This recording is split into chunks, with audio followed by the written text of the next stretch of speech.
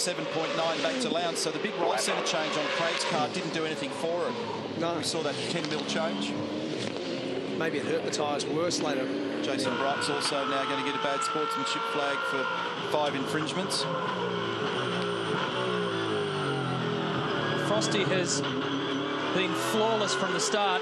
And here's his teammate, Will Davison.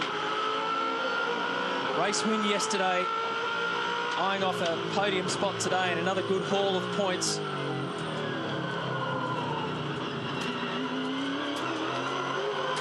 As soon as he was overtaken by Whincup earlier on in the race, in that last segment, he instantly started complaining about the tyres were gone. They didn't have anything left to fight Jamie. Speaking of the tyres, look at this. Pick up behind. Smashing load goes through the car there, through that turn 4 curving.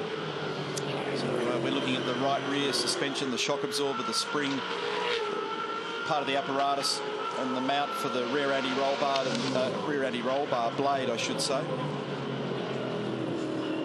Drop link on that. So, and that's that silver thing that you can see running diagonally through your picture is the rear bumper stay, and that's just a little bit of rubber debris hanging off it.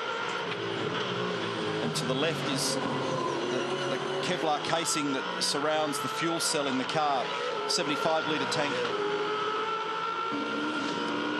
Another 0.3 of a second has been chopped out of Mark Winterbottom's lead. Neil, I'm just down here on the lane. Sorry, Matty, like everyone in the crowd, looking at that shock up on the big screens and my jaw's sitting on the deck.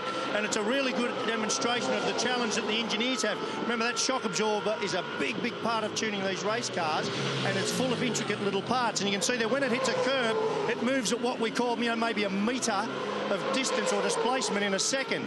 And they've got to tune that at the same time that they tune what the driver feels, which is more like 50 millimetres a second. That is a massive challenge for these guys on the pit lane. I'll tell you what's happening at the moment, though, Larko. There's some feeling out there, because feeling pressure at the moment is Mark Winterbottom. The gap is down to 1 second here. This thing's coming alive at the back end. Whincup is relentlessly on the march. He's made, look at that time on the Energizer split timer there at the bottom. 0.4, 0.2, 0.2. And then they've basically matched on lap 54. Now, a couple of other guys are right on the fringe here of pit lane drive-through penalties as well since we last referenced it. Rick Kelly has got 5 against his name. Lights on, lights on. Nothing in it. Mate, 4 to go, and you're safe on curb strike to the end of the race. Frosty is not. That's right, so that means that Jamie will be hungrier now through that curbing at turn 4. He's only got 1 against his name, so he can afford to go through there 4 times. And even then, he'll only get the bad sportsmanship flag. It might give him the edge. So the question there he also wanted to know from Mark Dutton was brakes. He's talking about brake temperature. Front to rear, keeping the optimum balance between the front and the rear brakes on the car. He's trying very hard now. He's got it down to 0.8. And what Mark Winterbottom is sensing and feeling now is more of that, in his case, annoying red colour in the mirrors. You'll see glimpses of it, too many. And see, this time Whincup straight lines the chicane. So this gives him an extra little run up into turn 5. Great strategy, very smart play, this one. He bought a 1/10 of a second. It's now down to 7/10. The difference. And he'll be sizing him up, not for anything at this end of the circuit. He's been mega strong under brakes in the last 50 metres, trailing the brake into turn 2. That's what he'll be focused on. Exactly. Don't think it'll happen this lap, but it's not far away. Now, believe it or not, Alex Premer is getting another bad sportsmanship flag. 1 more infringement, which on probability is going to happen, and he's in for his 4th tour of the pit lane. Excellent driving. That was close. Whincup almost wiped that right-hand mirror off the Vodafone Commodore, and you can see how deep he was in the brakes there. It bottomed heavily on that bump at the end of the main straight. Again, took another almost 2/10 out of that gap, 0.6. Jamie's poise looks great. It looks like he's on a qualifying lap. He's driving the car mega straight under brakes. He's using everything. He's got it right up against the wall. Already, Frosty's having to go defensive. He used a crazy amount of curb then, Frosty. He actually made him slow. Down at 2. Whincup's all over him. Now he'll have a huge crack when they get down to the turn 4 chicane. He'll harass him at the other end of the circuit. And watch this thing leap to life when they get back down to turns 1 and 2. But 5's a chance too. If he gets through here well, they've both incurred the the curb jump. So Winterbottom has 4 strikes next to his name. Whincup now has 3, but this is a grandstand finish. Now Whincup is close enough to have a look at him. Round the back part of the circuit. He's going to be there when it matters at turn 1 and then turn 2. Tyres are just hurting a little bit for Winterbottom's car. He's having to alter his lines to try and drive around its weaknesses at the moment, but Whincup's able to drive his car like he's on a Q lap. This is the last corner. Watch how good he's been under brakes down here into turn 1. Frosty now has to try and be as defensive as he can and shake him. Mark Winterbottom has led this race from the very first lap when he got the jump on his teammate. Now at the very back end. Wide turn in, looking for a very quick exit off turn 1 here. Now watch for him down. He got a bit of oversteer when he couldn't afford it. So that might have hurt for the move down here at 2. Fans are loving it. Oh, he's gone a bit hot into there. Oh, Jamie managed to pull it up on the rear brake and only just. He's speedwayed into the corner. Big crowd down here at turn 3. They're loving it. Look at this. Ford and Holden fans getting a true mix. He's grabbed the wall, Whincup. He's plucked the mirror off it. That doesn't matter. He's got a spare. And he goes through again. Activates the sensors. So he's using up all his credits. Turn 5. Oh, what an amazing finish to this race. For this man who put it into the wall in qualifying, Team Vodafone had to piece this thing back together against Winterbottom, searching for his first race win of the year. Hasn't made a single mistake in an hour and a half worth of racing around this tight and tough street circuit. The last ever race at Hamilton. Can Whincup get him? Can Winterbottom? Huge oversteer again. He picked up the throttle really early coming out of the final turn. He shaved the wall at the apex of 8. Now he has a big lunge under brakes into the first corner. He'll be trying for the very best exit here through 1. He's right on Frosty up the inside.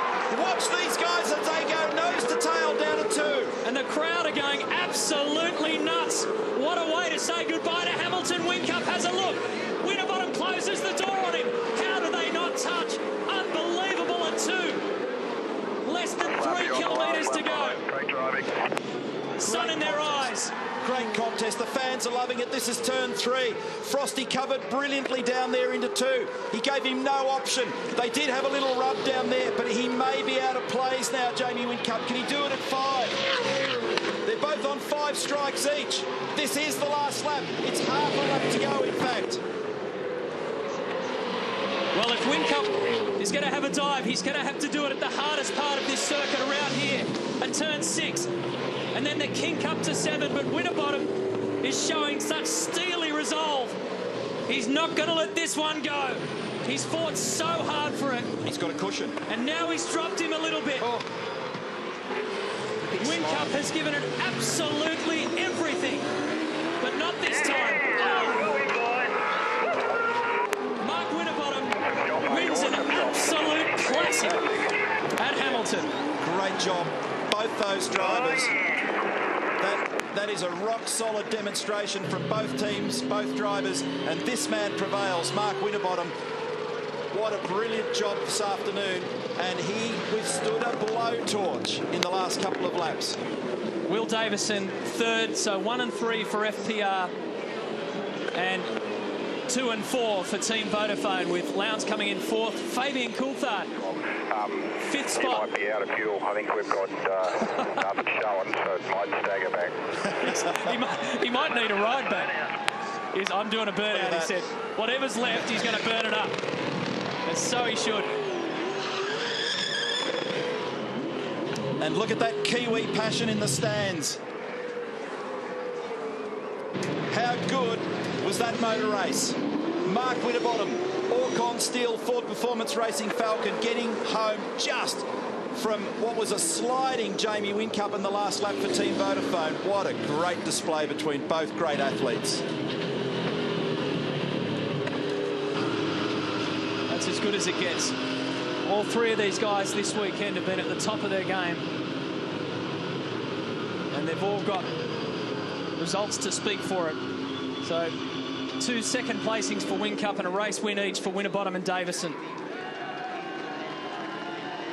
Just extraordinary stuff. So there's your provisional results. Fabian Coulthard, the leading Kiwi. Tony D'Alberto inside the top 10, and Shane van Gisbergen climbs into the 10 as well. A couple of quick updates here because they couldn't levy them a pit lane drive-through penalty. I think Bright, I heard, Courtney and Prema again will have time added to their result, which will change what we're seeing on screen here for those down the order. Just a little update there for you to factor in. Yeah, that one had it all. He's going to be lucky to make it back here.